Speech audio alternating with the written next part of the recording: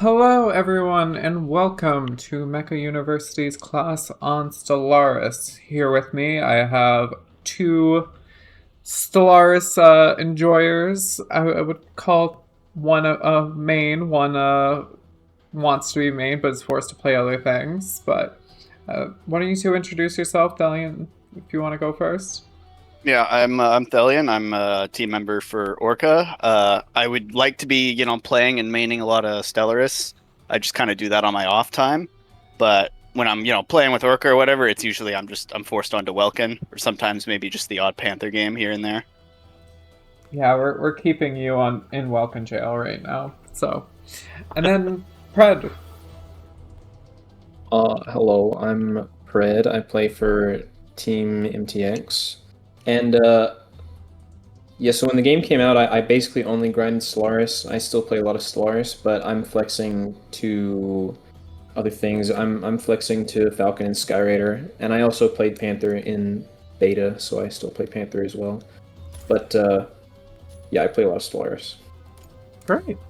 And as we load in here to show off kind of the basic kit, I just want to real quick get from you guys, what are your thoughts on why someone should pick Stellaris? What is about Stellaris that over any other melee someone should pick and choose as their main? So for me, I guess the appealing part about Stellaris, at least, is he's a really, really good kind of solo pub stomper. So in like solo queue, when there's kind of that lack of communication, the Stellaris can sometimes quite often be very, very difficult to deal with. Whereas in a coordinated team, not so much.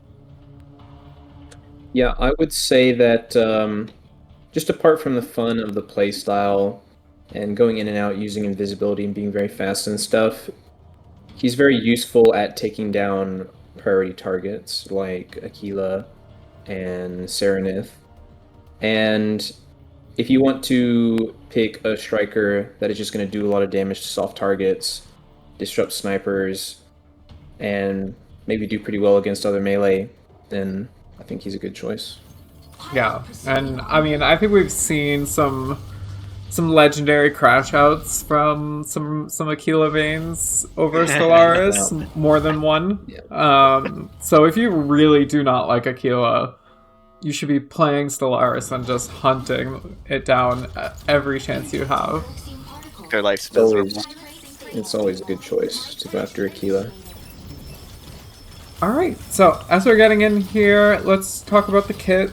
Obviously, there's two swords that go into the kit, and one being the basic warblade, one being the assault warblade.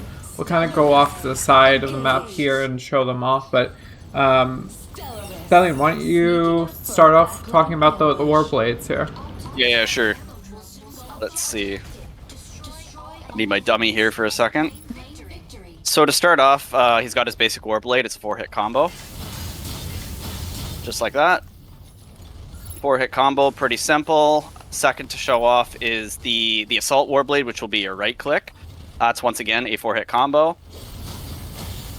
Some pretty heavy energy consumption, but it has actual stagger to it, which is great. And it's a nice little ranged melee attack. The cool thing now about Stellaris that I actually really do find appealing is that there are combos kind of built into his kit. So if I follow a basic warblade up with a assault warblade, so we'll start calling these left clicks and right clicks from now on. Right click being the assault warblade, left click being your basic warblade. So like this, left click, right click goes into a leaping cleave. And then we'll do a left click into a right click. This is rapid slash, does a lot of damage, but for the most part you can boost out of it pretty quickly. And then the last but not least is the 3 left clicks into a right click, and you can follow this up a second time for extra damage. That's the spinning slash, pretty neat. And then one of Stellaris' kind of core sort of features, I guess maybe I shouldn't talk about this first, but we'll go over it anyway, is the cloak. So it lasts 16 seconds. It has a full 16-second cooldown if it runs its full duration. It can be canceled early for a pretty decent refund. It's not too bad. And then we have our grapple. If you try and move around Charlotte with the grapple, you'll find you're quite slowed, pretty limited. And then you can follow up the grapple for a nice little punch. pretty sweet. And then the other thing that I think is also insane now with Stellaris, and a lot of people do complain about, is sword drones. Right now, Charlotte has no FCS for 3 seconds when this happens, and these recharge at about, I think, 12 seconds with 3 charges. Also, the grapple has a 12-second cooldown as well and has 2 charges. One thing I forgot to mention, I guess we can't really demonstrate it right now, but if you are staggered, you can actually hit your cloak to cancel it. Yeah, and we'll swap We'll go over to over that another later. striker. Yeah, we'll and swap show over to that. another striker and demonstrate that later. But one thing I guess I do want to go over is with Stellaris, one of your biggest kind of threats, at least to me, in a coordinated environment, is going to be the Lumine. Charlotte, if you could go to damage mode and throw a drone on me. Yes, I will. Right now, I cannot stealth. I am constantly being ticked for damage and cannot stealth. Usually when you take damage, you're partially revealed for about a second or two, and then you quickly re-stealth just like that after it ends. Same thing, the haze. Here we can show Pred real quick. Yeah. Pred has his cloak. My cloak's on CD. Yeah. So as you see, the Lumi haze will quickly reveal him. Invisible, and then can do it. That might again. do for me too. I think I went over the kit. Pred, is there anything else we should cover? I think that's about it. The only 2 things I would mention is that this left click, right click combo, none of these right clicks consume EN. Oh, So, yes. All of these are all not consuming EN. The left click consumes The left EN. click do, but yes, the right clicks. I had kept that in mind, but completely it left my mind as I I'll was mention going those over everything. later Yeah. as well. And the only other thing, I guess, is the range on this claw is really long. It's 370 meters, so you can be quite far away, and I can go all the way to you like that. And it will actually go out further. It's just the initial is Well, yeah, your max 370, lock-on right? range as Stellaris is 370 meters, but Yeah. But if you you go even move further, out, yeah, it still will stay on. the lock is maintained. Yeah. So as long as you get that grapple on, you can kind of sit someone out for a second while they get far away. Also, in regards to his Ox 1, it is broken by anything that disrupts FCS, or if the Stellaris turns away and breaks the FCS on their own. So that is how you break grapple. Yeah. Or if you go behind an object, Yep. or move out of my lock ring like that. Here, if you want to grapple me again, I'll move Yeah, here, behind this. go for it. And then likewise, broken. Yeah. So, another question I have while we're talking basic kit here, as far as down attacks, how do you generally work those into your combos? Is there any kind of specific combo based off of doing an initial down attack that you use? Like slams? Yeah.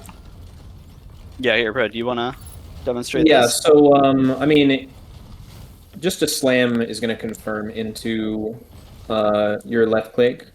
But as far as slam goes, you cannot confirm into a grapple like that. That is dodgeable. But there are other things that you can do that I was going to mention later on with, like, tether and then slam and then grapple, which is not escapable. Yeah. But in terms of slams, there's not as much utility to slam for Stellaris as other melees, I don't think. Other than you just get the basic this most of the time. And just the same utility that every other striker gets from slamming, the fact that it's unparryable, the fact that it causes stagger of other melees and things. Yeah. But slam is also a thing that we'll talk about later is Ian management with this character, and Ian is very precious with the character, and slam consumes a lot. So while it is good to do sometimes, you kind of want to relegate a lot of your, unless you have a specific reason to do it, such as just hitting a target that's hard to hit, then you generally don't really want to slam a whole lot. But Yeah. I feel like that's very counter to most other melees who slam a lot. yeah, Listen is good at slamming, Panther good at slamming, Welkin good at slamming. Yeah. But still not as much. Alright, so why don't we do this? Let's back out of this map. Let's get into some actual maps so we can talk map specific stuff, but also start talking some advanced techniques. I can hop over onto Falcon, maybe, and make sure to kind of show that interaction as far as transforming, but also radar. So Chaos Theory asked, what does FCS mean again? FCS is your lock-on, right? So that's you being locked onto a target. If your FCS isn't interrupted, you're not able to lock onto a target. Alright, so we're going to swap over to probably Sinkhole, because I want to talk about kind of stealth capping and that mechanic. And this map and Poseidon are both kind of good maps for it to talk about that on. Yeah, absolutely. So let's get into it. Let me swap over to Falcon here, and then we'll be good to go. Pilot proceeding on board. Alrighty. So from a general aspect, you know, obviously, Thellian, we were joking about how you've been relegated over to Welkin. We have some buffs incoming and some reworks of some other strikers. Do any of the upcoming changes make Stellaris more or less appealing for you guys? So for me right now, one thing that I'm a little concerned about or worried about is Falcon now being able to cancel their radar to get a refund on it. So before you could hit radar and you'd basically have to commit to it. Now, like Falcon, if they hit radar and they can just decide, okay, I want to cancel it, get a bit of a refund. So if the Falcon wanted to basically hunt you down, like usually in a solo queue environment, if I decide to go in stealth right now, Charlotte, and you pop your radar, I'll now be revealed, and you can keep me revealed by shooting at me. Usually now, I'd just be able to throw a sword drone on you and, start kind of playing around terrain a little bit, or even just go on the attack with you, if I so choose. Yep. The problem with Falcon now is when they start trying to hunt you down with another person, obviously, but alone, Falcon usually isn't able to deal with the Stellaris by themselves. Yeah, and there's obviously another interaction to that. If you want to show off Pred forcing me out of my form here, I'm just going to do a flyby through the point. So that claw will actually... Yeah. You're out of your flight form. So it'll kick me out of my flight form, which also means it's going to take me a second to get back into a flight form and make it much more likely for a Falcon to get killed off of it. So it's one of those funny things where both strikers kind of have counters for each other. Which is, I think kind of a healthy balance to it be. Another change that we have upcoming, though, is Hurricane, which maybe we talk about that a little bit later here. So why don't we talk about this map for a second and some tactics to capping and all that. Pred, if you want to kind of take it away, and any thoughts on this map? Yeah, so This applies to all objectives generally, but the important thing about Cloak is that, you know how you have like Tricerataunt, for example. Tricerataunt forces FCS lock on the Tricera if they're in stance. Cloak kind of enables you to do a similar thing with anyone. So, for example, like if Thellian is standing over here and you're locked onto him, if you're uncloaked, but I'm cloaked and I'm over here capping, you're going to be forced to target him, right? So you can't shoot me from this angle. So that's something that's important about cloaking while capping. And then there's just the fact that Cloak makes you invisible on the minimap.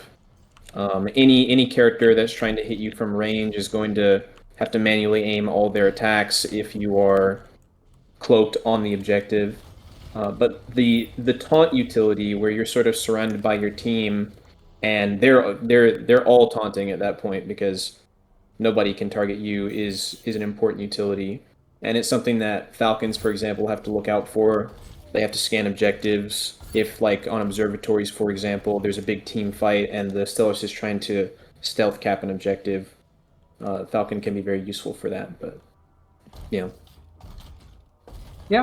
And definitely myself as a Lumi main, when a Stellaris is in a match, I'm asking my team to immediately call out the second they see that Stellaris. So me as Lumi, I can go and answer that Stellaris because for the most part, there's not a whole lot of things that can answer Stellaris in a one-on-one. I think Lumi is one of those that can pretty effectively.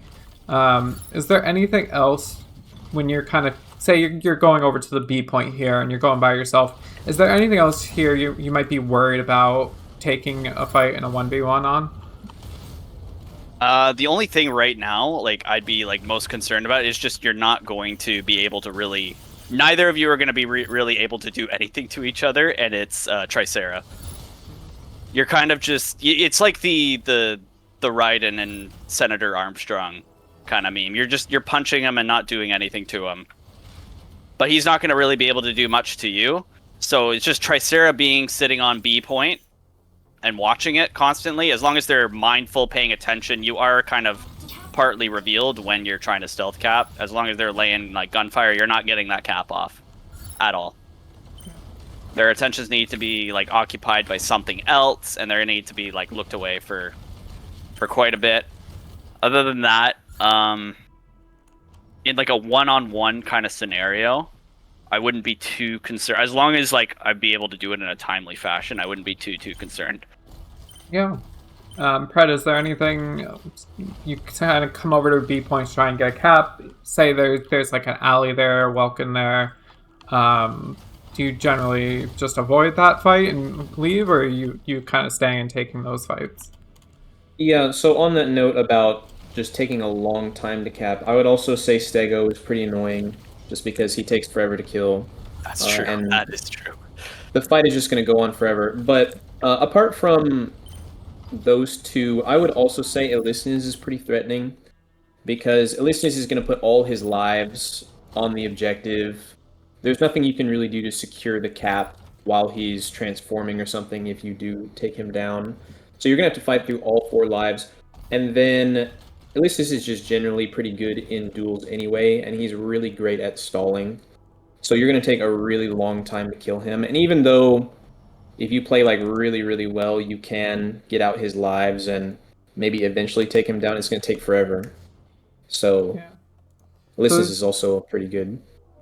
Definitely a cost benefit to whenever you go over here and making sure that you're not spending too long. Yeah.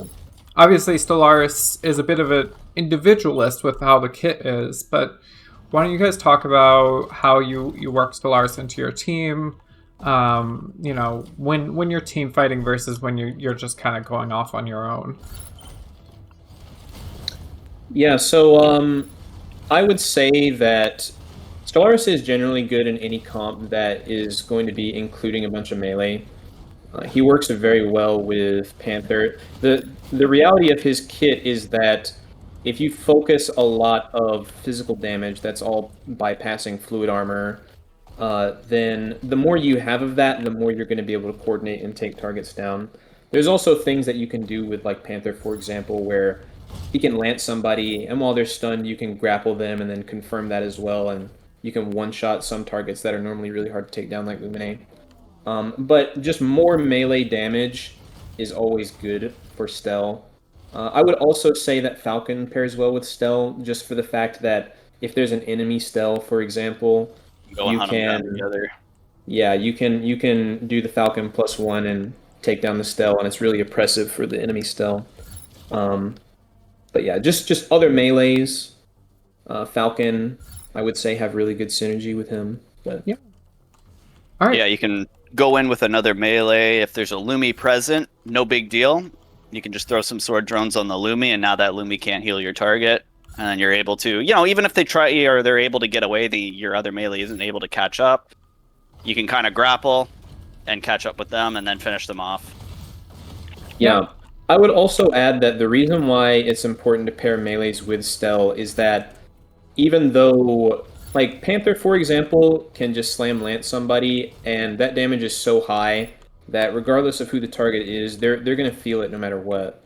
But if Stel is by itself just doing direct physical damage a lot, unless you're like really peeling a lot of fluid and your other teammates are doing a lot of damage and you're confirming off those targets, it is kind of hard to build a comp where you're just not doing that much direct damage by yourself. So Stell can kind of suffer if they're the only melee on the team, for example. So.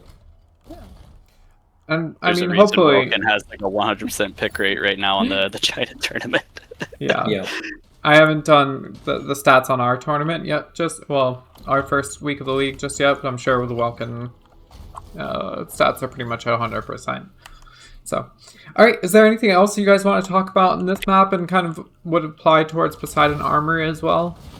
I want to say, like, at least in terms of like between Armory and Sinkhole, I think like Armory is probably, in my opinion, at least Stellaris' stronger map when it comes to like being able to cap those side points, just because at those side points there's like that little kind of center pillar that you can kind of like hide behind while you're stealthed and trying to cap.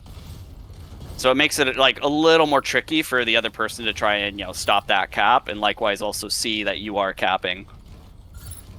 Yeah, I agree. Also, the fact that this A point on Krob is pretty exposed for Stellaris. Even if you drop down, if somebody follows you down there, you're still pretty exposed. So while I think that Stell is not a horrible choice on this map, Poseidon I think is one of his strongest, if not his best maps, just because of what Thellian talked about, and because of the fact that Stellaris has an A aquatic rating, so they're always going to be able to fight in A. There's a lot of ways for them to kite around A, and a lot of ways for them to kite around the side objectives. But for this map in particular, Krob, this A environment is kind of tough for him. So. Yeah. All right, let's back out of this map and get into another one, just to kind of show off some more stuff. I can hop over into a different striker if there's something you guys want to show off. Yeah, actually, can we get... I guess just throw out a Panther here, because I think Pred was talking about that earlier. There's also something I wanted to maybe talk about a little bit. Yeah, that's good. May grab Panther and we'll show that off. It's funny, I actually didn't realize that Stellaris had an underwater rating. I always noticed they were good under there, but I didn't realize they had that. Yep. They suffer very minor penalties compared to everybody else because of the A rating. I can definitely say as a Lumi, I hate going in the water, so I can definitely feel that. Plus, all of the factors of the regular like aquatic debuff, like reducing blast and EN damage and stuff, none of that applies to Stellaris. Alright, we're going to hop over into Stellar Observatory Isle. I want to talk a little bit about these open maps here, with a bit more space to work with, and obviously the 2 points coming up at the same time and how you play around that. But I'll hop on to Panther and then we'll get into it. Pilot proceeding on board. Question that we had coming in during this: would you feel like Poseidon Armory is one of its best maps, kind of based off of what we were talking about? Yes. Yes, I agree. I think Poseidon is one of, if not its best map. Yeah. And then how would you feel about... We're going to talk about Stella Observatory right now, but how would you feel about Stella Observatory? Is that kind of a close second for you, or is that a little bit further down? In my opinion, the 2 observatories are 2 of Stellaris' worst maps, if not his worst maps. Really? Yeah. All right. I mean, you want me to explain why right now? Yeah, well, let's get into it and we'll talk about it a little bit. You know, because from kind of an outside viewpoint, on a map like this, I see Stellaris hunting Aquilas down really well, grabbing side points from stealth when they have them both coming off a lot. But why don't you talk about this map and what you don't like, and what maybe you do like about it? Yeah, so the Aquila counter is important, and I think in certain compositions, like with map bans and certain things, I think Stella can be a really strong pick on this map.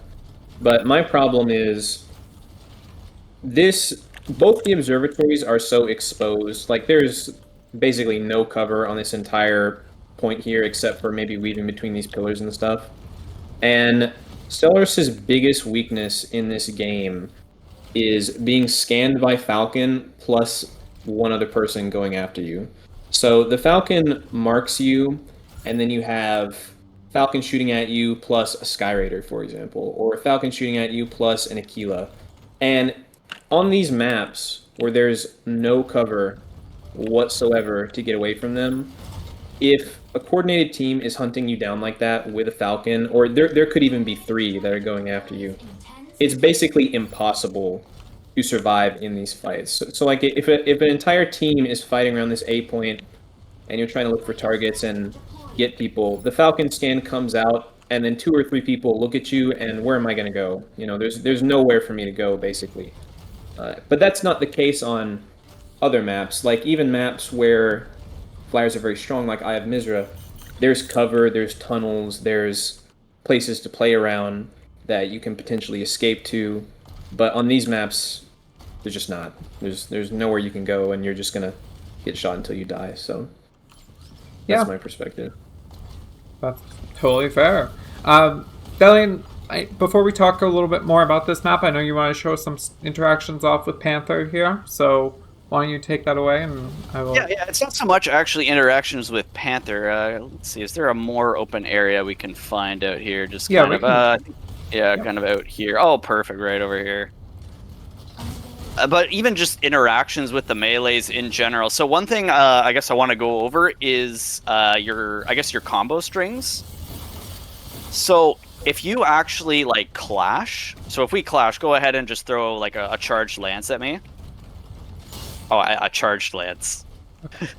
But a dagger would have worked as well, yes. So you're able to cancel that clash animation with your cloak and then follow up into like your assault warblade. Oh, sorry, I was explaining there. You caught me explaining. I thought you would show it off one more time. Okay. Here we go. Why don't we do it one more time? We can do one more time. Yeah. All right, ready? 3, 2, 1. 2, 1.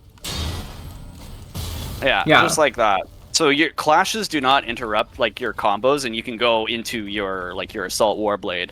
I think one time when actually last night when I was doing it, I had clashed with the Panther, and I had of course done the stagger cancel with cloak into like a assault warblade or a right click finisher, and I guess somehow I had clashed with the Panther on the second left click, so I had gone into rapid slash and I chunked out his complex shields, but I haven't been able to replicate that interaction with the AI Panther since then. But if you decide to throw out even just daggers at me, Charlotte, like a dagger swing, I'm able just to like completely stagger cancel, get out with the cloak, and move on. Likewise, if you want to throw more daggers out at me, I can also stagger cancel and go right into the parry stance to... Oh yeah, that was actually something we didn't talk about, Pred. The parry. Yeah, we did not talk about parry. We didn't talk about the... If you hold right click down, you enter like a yai stance for about like 2 seconds. And if you're attacked with it up, just like that, you go into like a follow-up attack. That completely slipped my mind. Oh my god. Forgot about the parry. You forgot about the weeaboo stance. You know? Yeah, exactly. Yeah. The details of this parry are it lasts for 2 seconds.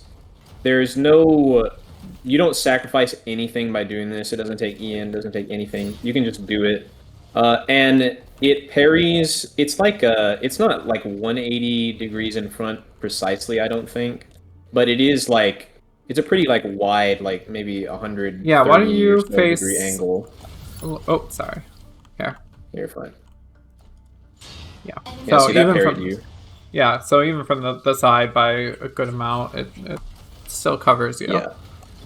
Yeah, but it does not cover the back. I don't think it covers perfectly 180 to the sides. But yeah, a question that we came in based off of that: does parry stance cancel Welkin Tornado?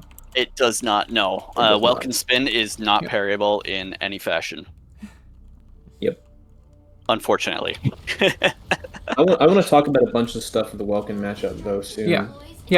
I think in the next map I'll swap over to Welkin and we can kind of chat about that. But let's get back to the map here. Thellian, what are your thoughts on the map? Sorry, I was answering a question there. Sorry, what was the question here? Sorry, Charlotte. Why don't you talk about the map a little bit? What you like, what you don't like, as we have this kind of A point, B point coming up here.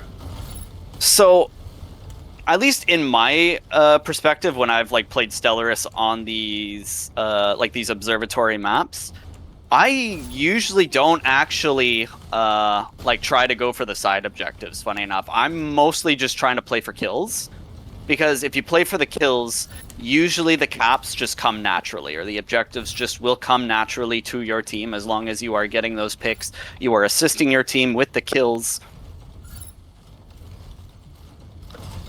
Yeah, I agree, actually. So when we first started playing these maps and I was playing Stellaris, I was sent to, flex off to the side points and try to side cap a lot. But the more that I've played, the more I've realized that it's not only the kill potential, it's also just the disrupt potential. So, like, if, for example, someone is capping on here and you as Panther are looking at them and you're going to interrupt, I can grapple you and then push you off and just create delays and stuff, and that can secure a cap. So there's a lot of potential for Stellaris to win these objectives, without needing to go to side cap. I personally don't think that Stellaris is an amazing side capper, just because of the fact that, if you get caught out as the Stell, you can stall for a while, but it's very hard for you to do something that's going to secure the cap against someone who's going with you, that you're going to have to fight there. So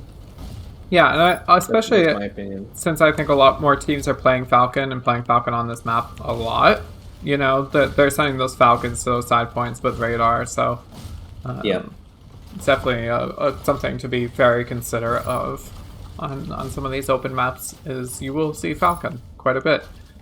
Maybe not on something like Sinkhole. Falcon's kind of I'd say Falcon's more like a 50-50 on Sinkhole, depending on the team, but here obviously you're going to see Falcon a ton. Yes, I will also say that with the July 28th changes coming up, Falcon is going to be picked a lot more, and Absolutely. definitely going to be played on these maps. And I think that if you're playing comp and Falcon is not banned, I just don't think you should play this character on these maps, if I'm being honest. But Yeah. but there's a lot of other situations where Stellaris is really powerful, so... All right. Unless you guys have anything else you want to talk about on this map, I'm going to go ahead and back out and get into the next one for talk about some more stuff. Pred, do you have anything to add at all? Let me show something with Panther really fast. So Yeah. try Yeah. and slam lance me. Ah. You charge slam first. Oh, sorry. Oh, sorry. Yeah. I'm, Charge up your lantern. Yeah.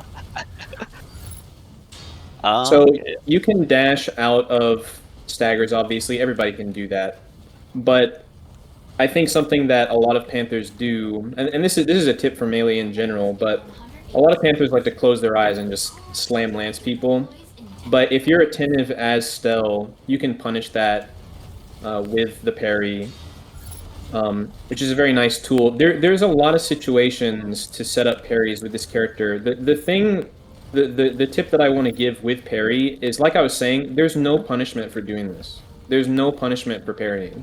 The only thing that you can't do while you're parrying is just right click.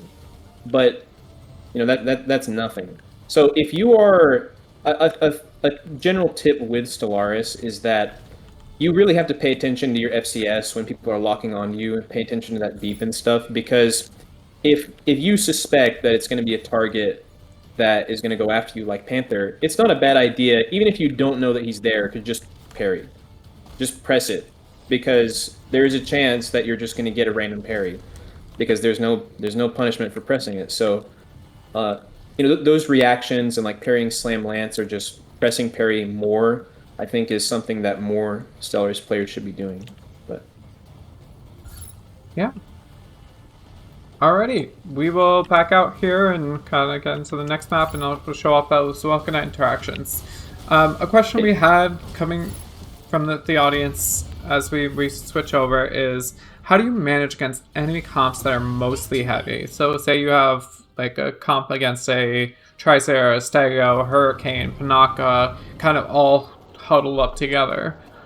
What is your kind of response there? Are you doing anything against that main ball, or are you just trying to just sit to the side and wait for someone to get out of position?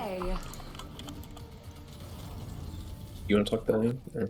I unfortunately they don't really have too much just to add on that. At least at the moment, I'm trying to like think about it. Mostly like my objective with that is to kind of communicate with the team, go in with the team if you like to try and crack that ball in. Because if you go in alone, you're just gonna get tagged and blown the hell up for it, and it's not gonna work out.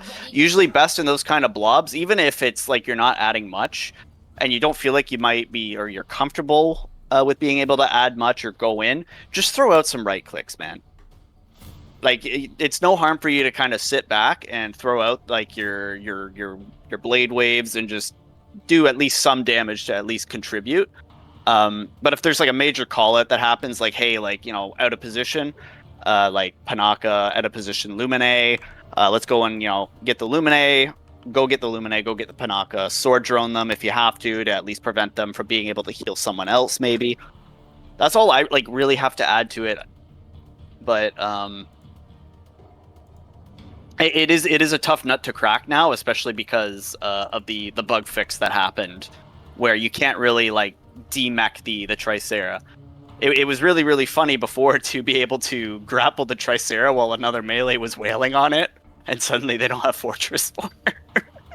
Yeah, I think it kind of was a very effective way to blow up some of the ultra heavies before, so losing that definitely hurt its overall effectiveness for sure. Especially against those, yeah, because before I would have said like if you're gonna go like against like even just the ultra heavy like kind of comp on like Harbor, like I've had games where the winner was decided by the Stellaris simply just pushing the Tricera off their payload constantly. Yeah. Pred, do you have any other thoughts on the ultra heavy?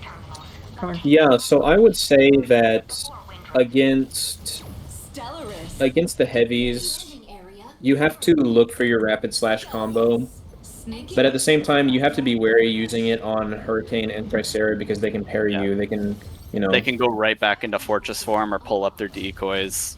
Stego is a good target for rapid slash. I would also say, so against those kinds of heavy comps, what you're going to see is you're going to see them all playing around each other. And when they're all clumped up like that, that's a really good opportunity to just attack someone and then set up your spin.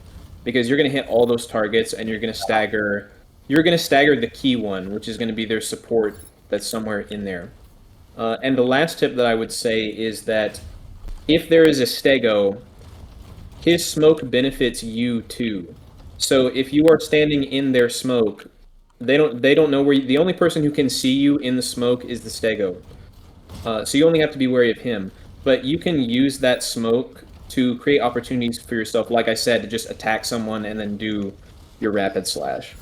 So yeah. Also, in terms of the right click combos, we should probably mention something right now. Is that these combos, these combos you can reposition while you're using them. So I think you can you can do a dash and a jump, or you can dash twice and then end it off.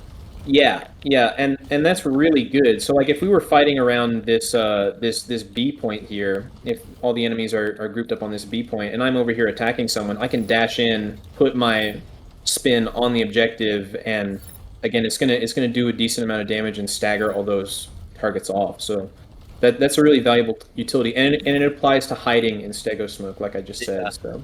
One thing I also wanted to talk about, and I've been hearing some other people now talking about it a bit, is being able to kind of there's like a tech I'm hearing about now with the leaping cleave, or so your left click into right click is you're able to somewhat cancel your left click and go straight into the leaping cleave as a way to like just close the gap. So if I kind of demonstrate here a little bit, you can kind of cancel the left click, even like dash out to the left or right, just as a way. But here, let me try a boost afterwards. That was just me left clicking and then going into it as a way to like. No, that wasn't quite it. Let's try again. More like that. Yep. And, Pred, anything you want to add to that? Actually, to that kind of leaping cleave, kind of close in tech there. Yeah, no, it's a useful tech. The only thing I would say is that there are a lot of situations that you can use it. Like we were saying, none of these right clicks consume EN. Yes. So that's very useful. You get to get up to them for free, basically, without using With, EN. Apart with from the no energy wasted for Yeah. it. apart from the EN that it uses to do the first left click. But I would also say that don't abuse that too much. Don't focus on it too much, because remember also that you have grapple. Yes. And grapple is just going to do more damage for you. If it's not on cooldown, you should get it on cooldown so that you're doing damage. So grapple kind of does the same thing. So I would say look for grapples most of the time if you are in a position to do so. Another thing I want to add is Leaping Cleave is unparryable, and Spinning Slash is also unparryable. Rapid Slash is the only one that is parryable. Yes. Yeah, we should mention that too. Yeah. The spin is totally unparryable. All right. So why don't we talk about this map now here for a little bit, and then we'll talk about the Welkin interactions after. Obviously, we're sitting right now at this B point. Before we talk about any specific points, let's talk about Stellaris as a key capper, right? I think you both will be in agreement that Stellaris is an awful key capper. It's both awful and good, because obviously you have your stealth that you can use to cap, but then once you have that key, you can no longer stealth. You are out in the open. So what are your thoughts on being that key capper, when you should do it, when you shouldn't? So in a solo queue environment, I'll try and cap keys. And I had plenty of games where I'm solo queuing and I'm just able to get the cheeky, stealth cap or side cap to the key and grab it and move on. But otherwise, usually competitive environment, we're talking people in comms, someone's guaranteed going to be over there with you. You're going to have to fight that person, fight two people possibly. The B point, I usually, the main point or whatever that they're fighting on, that's usually the one I try to focus on, personally, because the Welkin needs help. The Welkin will always need help. You're a friendly Welkin. And if you can help that Welkin get the cap, then, that's all the benefit for it. Once again, it's kind of my same philosophy that I have with, Cape Blanc and Stella. Just play for the kills, and then the objectives will come naturally when you get those kills. Yeah, I would also say that, like you were saying, Stellaris is really good at securing the cap, but taking the cap to base is kind of a risky endeavor. And the best tip for that is to just know what targets on the enemy team are up and know what the risks are. Because, for example, if you're taking this cap and you secure it, and there's a full HP Welkin standing right in front of you, that's really risky, because he's gonna box you, and then the entire enemy team is gonna collapse on you, and you're gonna die for it. And the Welkins will always be fighting each other, no matter what. However, I will say one thing: Cloak is still useful once you do cap. You're still, even though you're marked on the map, you're untargetable by FCS. So, once you get hit, you're gonna be uncloaked, and then people can target you. But, if you're off in the distance, all the way over here, flying around, and you're cloaked, even though people can see you on the map, if the enemy team is, over there doing something, they're not going to be able to shoot you. The Welkin is going to have to fly up to you to catch you first before he can kill you. They know where you are, but they won't be able to lock onto you. Yeah, so he's quite useful for that as well. So it's the main thing is just know what targets are up, know what the risks are, know who you need to avoid no matter what. Once you do have the cap, such as, again, Welkin is one. Other Stellarises are another example, but... Yeah. Knowing if there's a Falcon, on the enemy team or not, that can just, once you get that cap, can easily radar you and ping you out. Yep. Alrighty, so why don't we hop inside A? We'll start out talking A as this storm goes through. Obviously, this map, much better than the previous map, and you have a lot of spaces to hide, things to dodge around, However, on these kind of tight-in inside fights where there's a lot of AoE damage that can kind of unstealth you, what's generally your way to play around that? Pred, do you have anything? Well, fighting on this A objective, these inside parts on both Misra and what is the other map called? Vigil Imbrium. Vigil Imbrium. Yeah, Vigil. Yeah. Both of those maps, these inside objectives are good for all the melee, really. So when flyers are in here, they're going to be so much worse. So Falcon is a really good target in here, for example, because Falcon is not going to be able to do that much that he can normally do to everybody else. And the only thing he can really do is mark you, right? But that's still really dangerous for you in this objective. However, he's way more vulnerable while he's in here.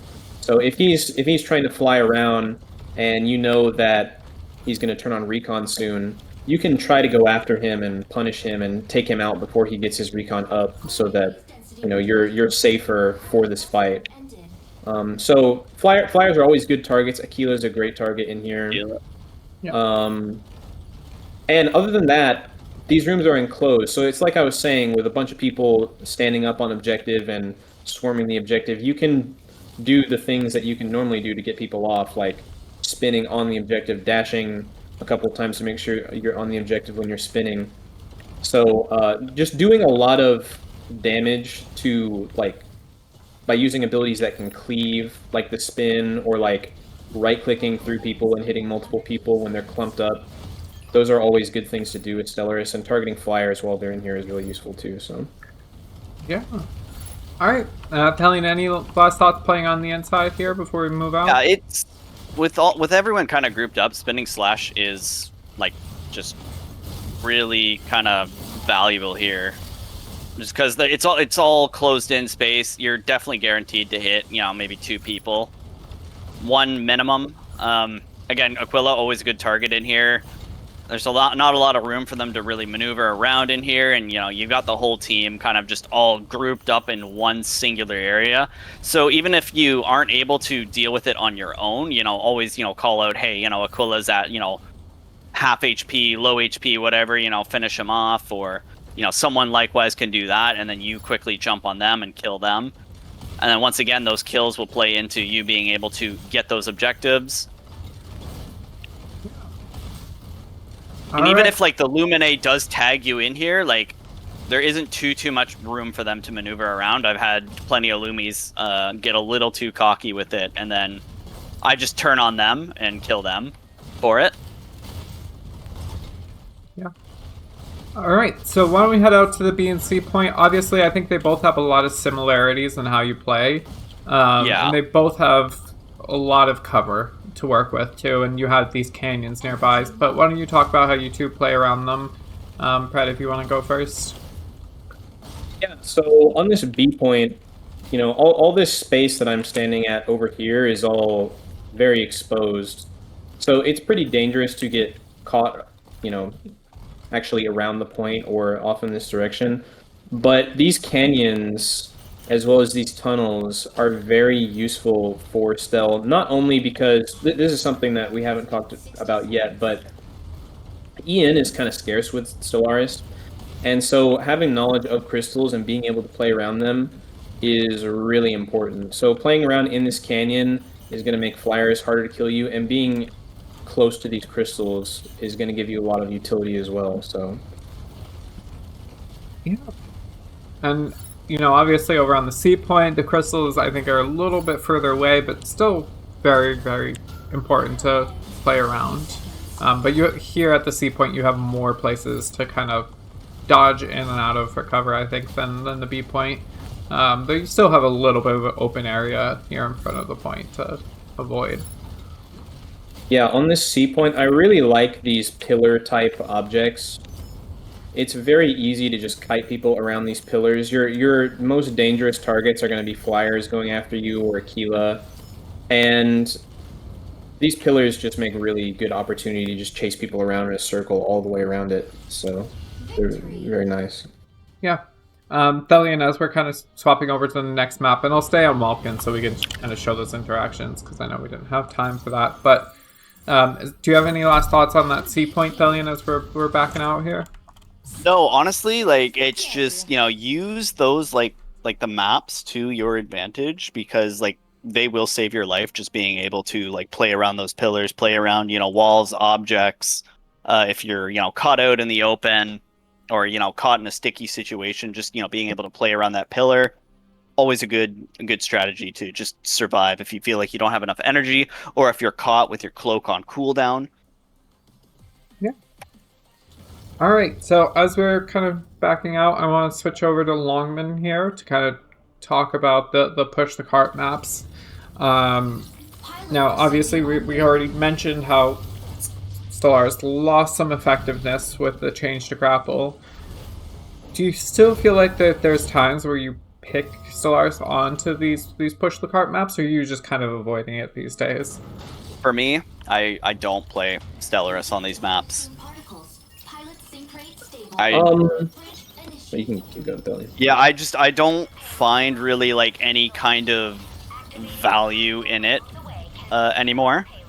Like before, at least if it was just the Tricera there on the cart, you at least had the benefit of being able to just, relocate the Tricera for a quick second to kind of halt their cart progress or slow down their cart progress a little bit. And I've said before, I've had matches that were just decided off of that.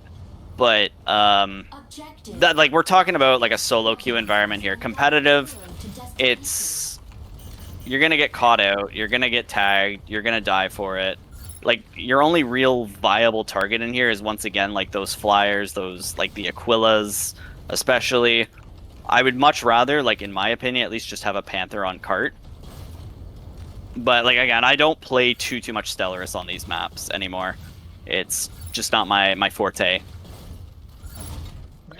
Yeah, for me, I would say, so there are a few unique utilities Stellaris provides on these maps, but it's sort of a situation where, even though I don't think Stellaris is bad on these maps, he's competing with the other options. So if you're thinking, you're always going to have some kind of defender and a heavy probably pushing cart. You're also probably going to have a healer to keep them up so that you can sustain. And then that leaves 3 other choices potentially. Inferno is really strong, Aquila is very strong, the Flyers are very strong on these maps, Skyrider is especially very strong on these maps. So it is kind of a cost-benefit analysis in that respect. But Stellaris does have the benefit of, one, on Longmen specifically, Aquila is very strong. Aquila is also very strong on Palm Bay. But Aquila is very strong. And if you don't have anybody else that is going to be going after the Aquila, if you don't have 2 flyers who are going to chase down the Aquila, or you don't have Aquila plus a flyer to chase down the Aquila, then Stellaris can be a good choice because he's going to do a lot of disruption on Aquila. I would also say it's generally harder to chase down Stellaris on these maps if you're marked by a Falcon, because there's so much cover. There's a lot of cover here, yeah. Yeah, once you get past C, there becomes less. But he's still pretty good in those situations too, because he can fight the Flyers. Yeah. And also, the last big benefit that I would say is the same thing that I said about the key points, is that he's really good at just doing a lot of damage on these objectives and forcing people off with spin, for example. So he has a lot of stagger and control to like win these domination capture points. So I think he has a lot of utility there too. So I don't think he's bad, but he's competing with other options, and you have to take that in consideration for your comp. So yeah. Why don't we head out over to the B point, nice open area to kind of show off the Welkin interactions here, and then we'll talk a little bit more about this map too. So, Thellian, you want to start us off with the Welkin stuff? And so like the Welkin matchup you made? Yeah. Yeah, so for me, like, with the Welkin matchup, I generally just try to avoid it because it just, for me, it takes way too much time to do. Like, if I want to win, I have to play lame. Like, just kind of cheese him out, throw out right clicks, just really, like, mind game him, play around him. The Ox 3 is considered, like, a solid object, so if you're facing me right now with that Ox 3 up, I can't sword drone you. So I have to go around, like, behind, like so. Like grapple, you know, I don't usually follow up with anything after grapple, generally, because usually I found it's with melees, it's very ping dependent. I've found like a lot of Welkins, like I'll throw up maybe a left click or something, and then they've been able to just, you know, flash me and spin, and then I get punished for it. So I just, again, very, very careful, very, you know, cheesy, dipping out. Yep. Not, you know, not taking too many big risks with it, because, you know, for me, at least with Stellaris, you make one mistake, maybe two mistakes, and you die. Like, you are incredibly squishy. We'll see how... Actually, let's demonstrate how much damage you can deal to me just with a single, like, 3... Like, look at that. Like, I've lost, you know, over half my HP with just that alone. If you spin right now and kill me, like, it's very quick. It's that simple just to get caught out, like making one or two mistakes with Welkin. Yeah. Pred, do you have any other thoughts on the Welkin matchup? How you play around it? Anything? Any specific interactions? Yeah, so I have a bunch of thoughts about this matchup, actually. The reason... So I know what Thellian is saying, that it's very risky, because the Welkin can make up a lot of damage by just hitting you a few times. But honestly, what I want to encourage Stellaris players to do is to be brave in this matchup. And the reason for that is you have answers to pretty much everything. So, you know, like Thellian mentioned, the Aux 3 makes me not able to sword drone. But if you don't have that up, I can still sword drone you. And I can invis and get behind you. You have no idea where I am. I can sword drone you again. And importantly, once you do Aux 3, you know, I have an invis. I can go behind you immediately, grapple, and get you from behind. But a really important thing about this matchup, if you turn off Aux 3 for a second, if I grapple you, I have a lot of advantage after this situation. So if I'm grappling, palm blasting you, and then doing mouse 1, you can mash mouse 1 after I grapple you here. Yeah. Or I think you have to. Yeah, I have to dodge out of it. First. Yeah. Yeah. This but next basically, one might kill me, but yeah. That will cause a clash if that happens. But as we mentioned, you can stealth out of clashes. So you can punish the Welkin for clashing with you. It's just a very advantageous situation. If you are not facing me, for example, and I land a mouse 1 on you, I'm just going to keep mashing on you. There's nothing you can do. You cannot start a spin. You cannot do anything to escape this other than dashing away from me and using your defensive utilities like 3 and flashing and stuff. And the reality is, if Welkin boxes you, you can just invis and float above him. You know, the invis will make you... The drones are not going to hit me. And if you're spinning, I'm just going to float above you. And watch you fight your demons. Yes. And there's a lot for Stellaris to do. Also, an important thing that I think needs mention is that I know that a lot of people, they like to use grapple as just a palm blast utility a lot. But this thing does a lot more than that. We talked about how it reduces movement and everything. If you just grapple a Welkin, oh my god, now you're completely stuck. I didn't realize that stacked. Oh my! I did not know that. Oh my lord. That's pretty funny. You could not move. But if you if I just grapple you and then I just start right-clicking you, Welkin is super vulnerable to stagger. If you're spinning, you'll get staggered out of it. If you assault boost at me and try to attack me, if I just right-click you, you're going to get staggered out of it. There is the constant stagger. Grapple also causes a little stagger. The constant stagger, for example, if a Welkin is trying to spin on your team's payload on this map to get them off payload, you can just stand behind them so that they're not going to Aux 3 you and just keep mashing right-click on them, and you'll just constantly stagger them out of it. And the only thing that you have to fear in reprisal from a Welkin is just getting axed. But you can parry that. So there's a lot of options. I think what people need to do in this matchup is once they get frame advantage against the Welkin, they just have to press their advantage. Because the only things that are going to happen are you're going to get flashed, or they're going to press 3 on you. But that's fine. You can just cloak and back up, and then attack again. It's I think for Stellaris players who are seriously want to main the character, it's something that they have to get used to, is being able to just do a lot of damage to Welkins and really make them fear you, because I think that it's a really advantageous matchup. And also, one last thing about this matchup is, we have the Rapid Slash. Welkin has a lot of HP and defense, but he's also quite large, and he's quite vulnerable to stagger. If you can get him in the rear with Rapid Slash, it's a lot of value right there. Yeah, you're going to peel him up and make him retreat from you. So I think that Estelle should have a lot of presence against Welkin. It's something that's important that I don't think many are taking advantage of it yet. So Yeah. that's my opinion. Great. I think that's a lot to work with there. We kind of talked over the map a little bit here, kind of going out to this B point and kind of into this open area. Do you guys have any other thoughts on this map here before we back out and do some closing thoughts?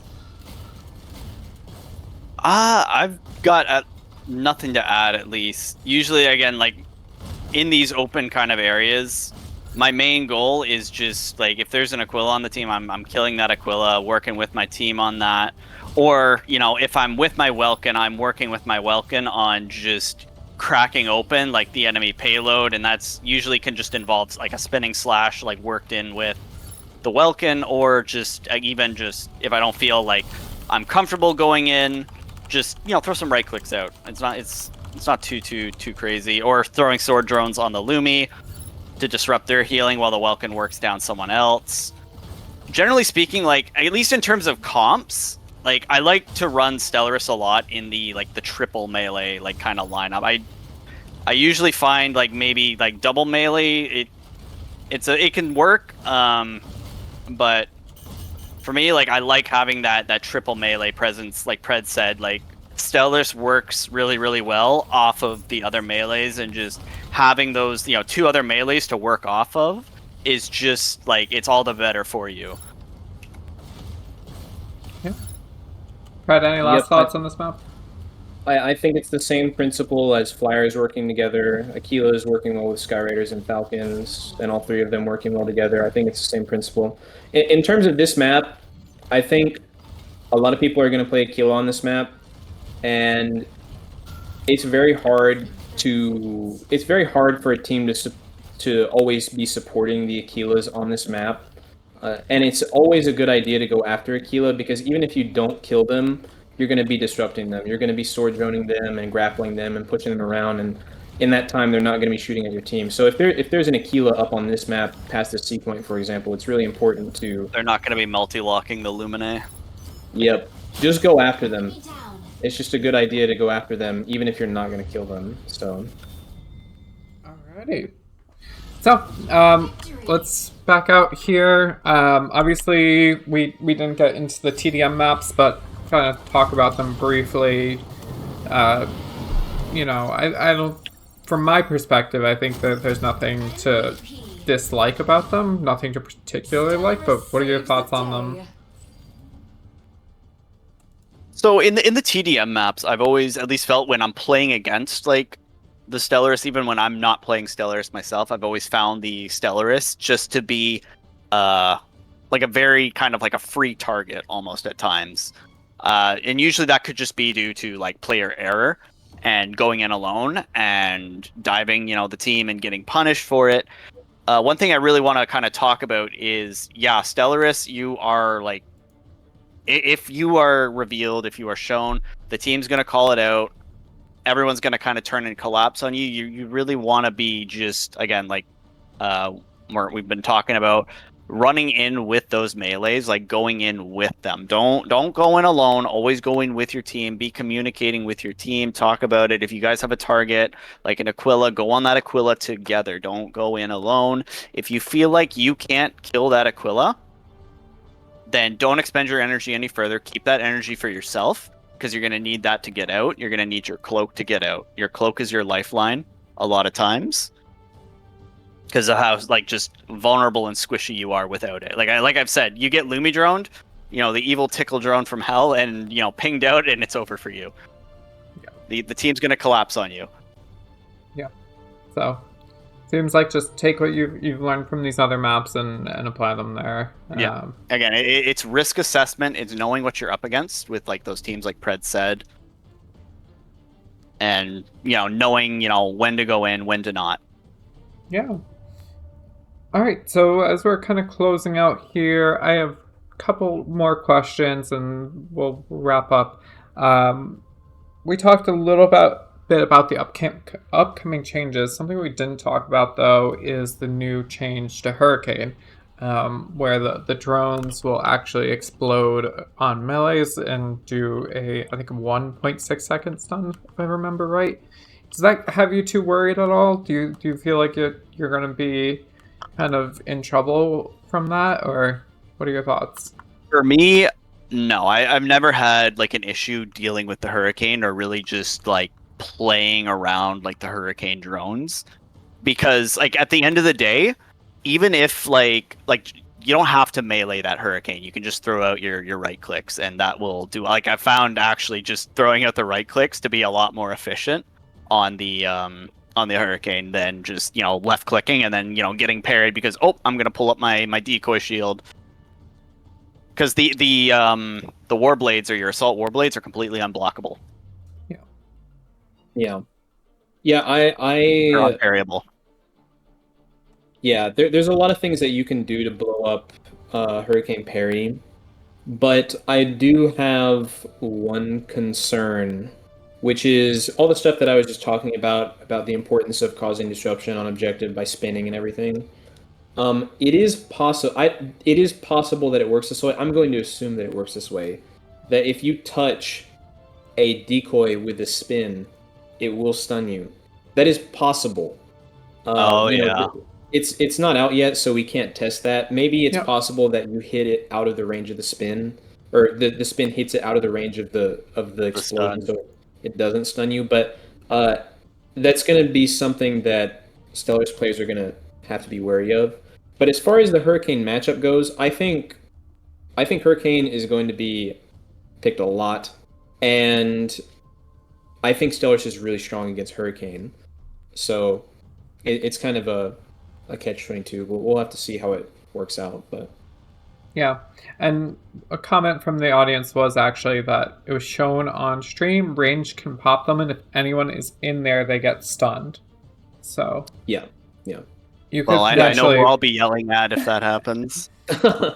Yeah, and I mean, obviously that means you could potentially stun your teammates too, and not just you getting stunned. So it's definitely going to be a powerful tool. That's for sure. Definitely something you'll have to learn how to play around. And I think Stellaris, especially if you get hit by a stun, it's a little bit of trouble. Yeah, it's pretty rough. Yeah. All right. Couple last questions. One question that we had very commonly was, what's the best duo queue partner if I'm queuing with ranked with randoms for the most part. I know, Pred, you mentioned about having a Falcon as a partner before, but is there any other really good duo queues you think are worthwhile to do?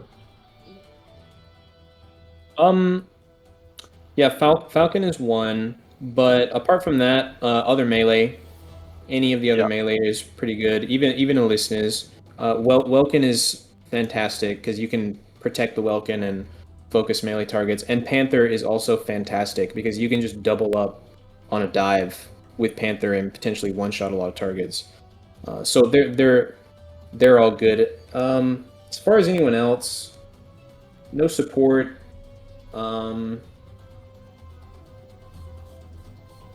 Yeah, no flyers other than Falcon. I would say you mostly want melee. They tend to be the best. Yeah. Thellian, do you have any other thoughts on a potential duo queue partner? No, I've also I actually have duo queued with a Falcon before, and it worked out just wonderfully. Being able just to actually go and sniff out the other Stellaris or sniff out a Narukami and hunt them down, or even just hunting down like the other flyers, with the help of that Falcon to support was great.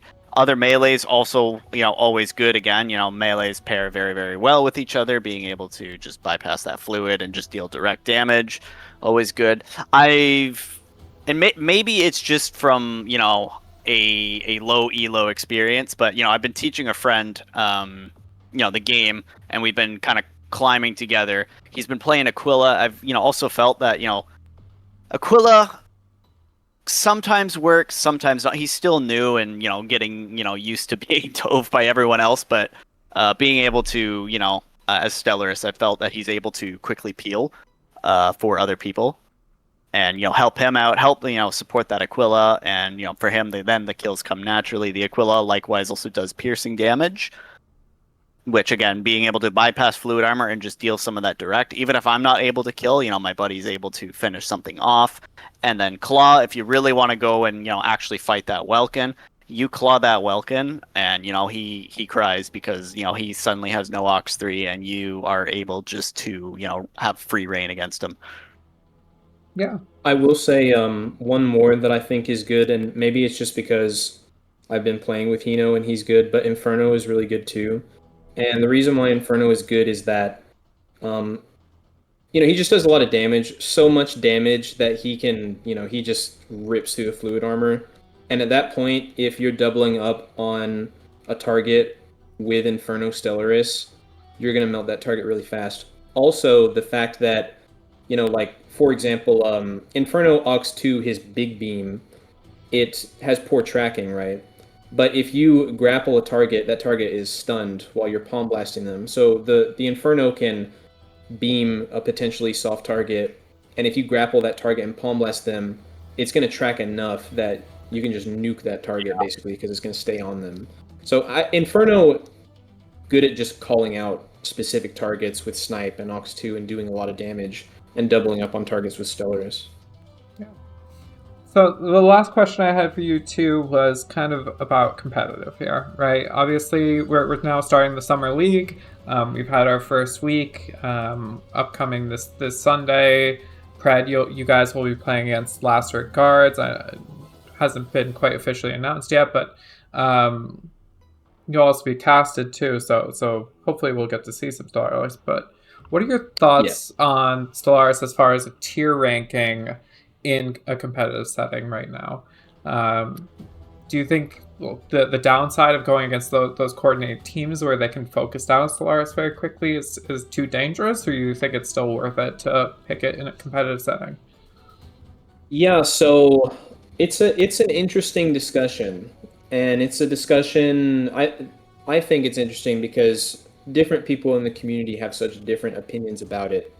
I think at a low level, I see a lot of people complain that Stellaris is way too strong. He's so buff. Please nerf him. But even at a high level, some people want him nerfed, either for balance or frustration factors, and some people think that he's too weak, who are not Stellaris players. And I think that he's in a really good spot right now. I don't think that he is weak at all. I think he has specific utilities that are really strong, played in certain comps, certain maps with certain bans, and I don't think that he's weak. But I do think that he's easily countered, and it is possible Falcon is going to be played a lot more just because of the 28th update. It is possible the two biggest problems with Stellaris are a Falcon +1 going after you. So if there is a lot of that, Stellaris might see less play. Also, Lumi is another problem. Lumi is good against Stellaris. But, I don't know. With bans, for example, it's very easy to cultivate a situation where Stellaris is going to be really strong. And also, on a lot of maps, regardless of what they pick, Stellaris is going to be really strong. So, that's my perspective. Yeah. At the moment. If you were to have to give like a actual letter ranking, where are you sitting at? Are you sitting at like an A or kind of upper or lower? I would put him at A. Yeah. I think he is well balanced at the moment. Yeah. Thellian, what are your thoughts on that? Yeah, I think when we had talked about it with with Dan or I on the podcast, I had actually placed him just in A tier, and yeah, I still like kind of stand by that with him. Like he's pretty solid all around, you know. Not like he's a great pick. But once again, I think like in that competitive environment where people are communicating, you as the Stellaris need to be a lot more mindful that people are going to communicate. They are going to turn on you the second you show up. So you really need to, again, risk assessment, pick your fights. And with bans, you know, it's always, you know, a simple choice of, you know, okay, you know, if we want to genuinely run the Stellaris, we can always just ban the Falcon. We can always just ban the Lumine. But right now, like, I think, at least in the NA meta, we've been seeing a lot of, like, that double flyer. So it is very, very, like, beneficial for you to be able to, you know, ban, you know, that Falcon and then run, you know, the Stellaris if you really, really want to do it. Yeah. But, you know, for me, I really only would, like, try to run Stellaris in that, like, triple melee kind of lineup. If in, like, a dual melee lineup, I'd be, like, much better or comfortable running just the Panther and the Welkin alone. But, you know, right now, I think at a like an NA level, maybe like we just aren't up to par yet, and we haven't like figured out like the real proper strats and the real like coordination with Stellaris to make it work yet. Yeah, I think definitely with Stellaris, it takes a high level of skill. I think Stellaris is one of the harder strikers to kind of get to a very competent level. And I think it's a lot of map awareness, striker awareness, knowing your matchups. Yeah. Which really requires someone that's been playing the game for a bit longer and who knows how other strikers play. So that can be a little bit daunting for a newer player, but I think there's still plenty there in that solo queue setting, especially at those lower ranks as people are learning. So it's one of those things where the downsides you don't see till later, and hopefully by that later point you've already learned enough that you're kind of countering those downsides, right? I would still say right now 100% in a solo queue environment, Stellaris is just a great pick. Yeah. Like if you want a solo queue pub stomp, like, you know, Stellaris is a great option for that. All right. Yeah, I will say that you guys who are still learning and kind of cutting your teeth on the character, you're going to have games where you're going to go up against more coordinated teams or people who know how to deal with Stellaris, and you're just going to have to get used to it. It is a pretty big, there's a pretty substantial difference between solo queuing and just playing the character yourself and playing into coordinated teams. So it's all about risk assessment and target prio and being attentive of what your threats are. So great. Well, thank you both for coming on here. Anything you want to shout out before we go? Buff Stellaris. Yeah, all right, let's get that started. Buff Welkin is over. We're hashtag Nerf Welkin. Obviously, you know, we'll be seeing both of you in the summer league on the Sundays here, and you know, potentially some other days. So if people want to see you play, tune into that, and you know, see Pred on MTX and Thellian on ORCA. And great, thank you both for coming. Yeah, thank you for having me. Yep, thanks for having me too. All right, bye everyone. Bye.